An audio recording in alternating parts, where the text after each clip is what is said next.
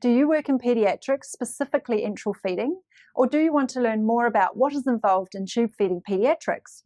Hi, and welcome to this Megabite online nutrition course on paediatric enteral feeding. This course is presented by Jennifer Douglas. She is a New Zealand registered dietitian and has a private practice specialising in paediatrics and gastroenterology.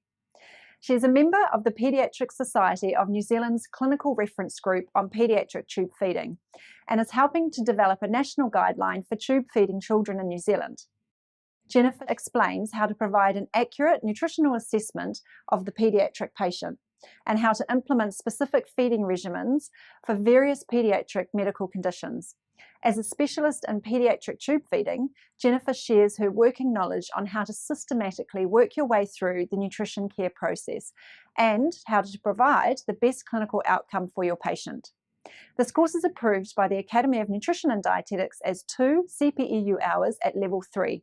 As with all Megabite courses, you get an online multiple choice questionnaire to test your knowledge before and after, a self-study reflection form and a certificate of completion to add to your professional learning portfolio.